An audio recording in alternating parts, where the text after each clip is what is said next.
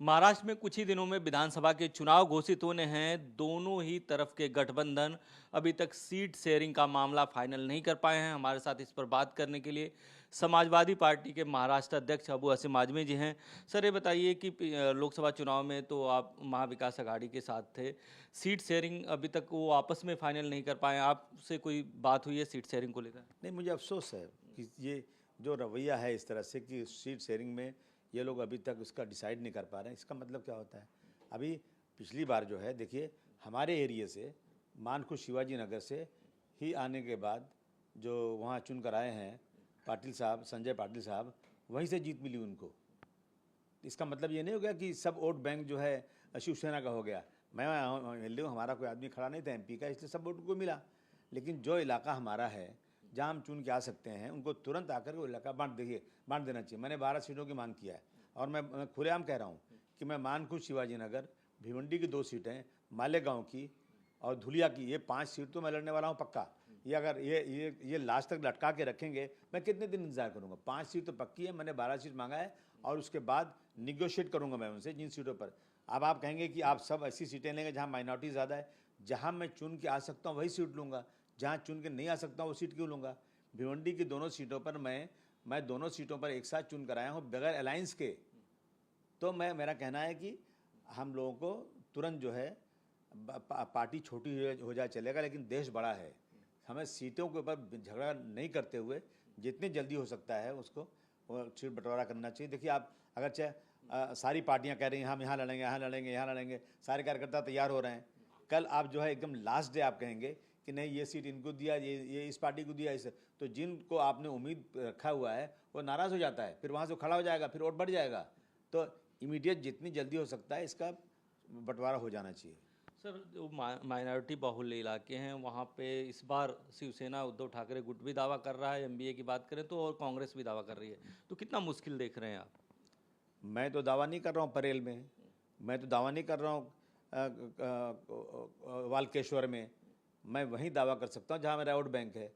और अगर चाहे ये लोग जो अब की बार चुन कर आए हैं वो ये समझते हैं कि हमारा वोट बैंक है, वोट बैंक वो नहीं है। उन लोगों का वोट बैंक इसलिए उनका था कि अब की बार सारे लोगों ने ये तय किया था कि संविधान को जो लोग बदलना चाहते हैं, जो देश में सांप्रदायिकता फैला रहे हैं, उनको हटाना है।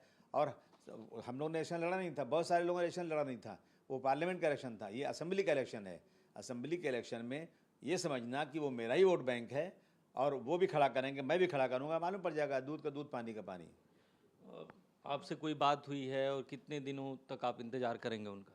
कोई बात नहीं हुई है। हम तो श्री अखिलेश भाई जी बात कर रहे हैं उनसे। अभी तक आज तक मेरी किसी से बात हुई? मेरी नाना पटौली जी से मुलाकात हुई थी, मैंने उनसे कहा था, और कांग्रेस के 1-2 लीडरों को मैंने लिस्ट भेजा है। जब वो लोग खुद ही डिसाइड नहीं कर पा रहे तो मेरी क्या बात करूँ मैं? सर, इस बार महाराष्ट्र चुनाव में क्या मुद्दे रहने वाले हैं? देखिए, मुद्दे तो सबसे बड़े मुद्दे, ये सबसे ज़रूरी चीज़ ये है कि आज जो ये महंगाई बढ़ती जा रही है, सांप्रदायिकता बढ़ती जा रही है, लोग खुलेआम जो है मुस्लिम हिंदू कर रहे हैं, और जो सड़कें बिल्कुल से ख़राब होती जा रही हैं, उसका काम नहीं हो रहा है, नौकरियां लोगों को नहीं मिल रही हैं, इलेक्ट्रिक बिल आसमान पे जा रहा है। मेरे पास लिस्ट है, मैं कल 1 तारीख को इस पर आंदोलन कर रहा हूँ। पूरे देश में सबसे ज़्यादा इलेक्ट्रिक की बिल आती है महाराष्ट्र में। क्यों? क्या वजह है? क्या महाराष्ट्र में मैं और कोई काम नहीं है? ये मेरा इकोनॉमिकल सबसे बड़ा ये स्टेट है, और इस स्टेट में क्या कमी है? आप जो है लाडली बहना के नाम पे पैसा दे रहे हो, उनको पैसा दे रहे हो, ये पैसा हमारे जेब से ज़बरदस्ती लिया जा रहा है। और रेट इसी मुंबई में रेट अलग अलग एरिया का अलग अलग रेट है।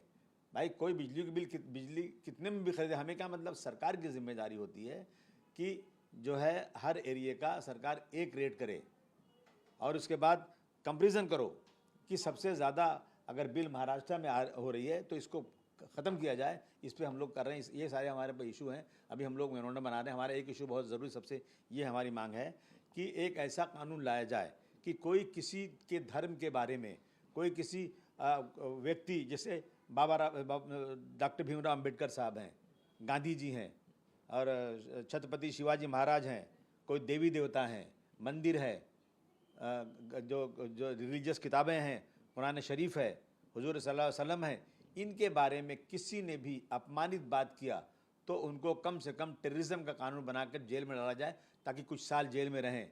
और मैं गारंटी से पूरे महाराष्ट्र के जनता को आश्वासन देना चाहता हूं कि ये कानून अगर बन जाएगा तो 70% लॉ एंड ऑर्डर की सिचुएशन जो है ना सुधर जाएगी। अब आप गणपति का त्यौहार है, हम खुशी मना रहे हैं कि भाई हमारे भाइयों को गणपति है, हम ठंडा पानी पिलाना चाहते हैं, और आप वही गणपति ले जा करके मस्जिद के पास रोक करके वहाँ ज़ोर ज़ोर से बजाना और चिढ़ाना मुसलमानों को, और अजान हो तो अजान में डिस्टर्ब करना, नमाज हो तो नमाज में डिस्टर्ब करना, और उसके बाद कोई आगे बोले तो उसको मारना, और इस देश में रहना है तो वंदे मातरम पढ़ना होगा, ये सब बातें करके जो आपसी तनाव पैदा कर रहे हैं ये सरकार में बैठे हुए लोग। और एक जो है नीतीश राणे जो चाहे बोले जा रहे हैं, कोई उन पर कार्रवाई नहीं हो रही है। और सुप्रीम कोर्ट ने कहा कि हेट स्पीच के ऊपर जो है तो वो सो मोटो लेना चाहिए। कहाँ पुलिस ले रही है, कहाँ कुछ हो रहा है? केस तो दर्ज हुआ था नीतीश राणे पे दो। कौन सा केस दर्ज हुआ था? उस केस में क्या होने वाला है? गए जमानत करके आ गए, खत्म, और उसके बाद जिसकी सत्ता है वो केस को विड्रॉ कर लेते हैं। 153A में सैंक्शन चाहिए सरकार का, सरकार सैंक्शन देने में बहुत लेट करती है और छूट जाते हैं लोग। हमारा कहना है दिस इज टेररिज्म। ये जो है ना, ये आतंक फैलाने की बात है। आतंक मतलब ये सिर्फ गोली मारना, बम मारना नहीं है, जनता के अंदर एक आतंक पैदा करना, ये आतंकवाद है। सर आखिरी सवाल है कि महाराष्ट्र में माइनॉरिटी वोटर्स कितने सीटों पर इम्पैक्ट डालते? देखिए माइनॉरिटी, मैं इस बारे में तो नहीं कह सकता हूँ। देखिए मैं ये भी नहीं कहता हूँ कि माइनॉरिटी इलाके में माइनॉरिटी ही लड़े, ऐसा भी नहीं कहता हूँ मैं, लेकिन जितनी तादाद उसको मिलना चाहिए, अच्छा आदमी चाहे किसी धर्म का भी हो, मुझे कोई फ़र्क नहीं पड़ता। ज़्यादा हमारे हिंदू भाई लड़ेंगे इलेक्शन, हमें कोई फ़र्क नहीं पड़ता, लेकिन इंसाफ पसंद होना चाहिए।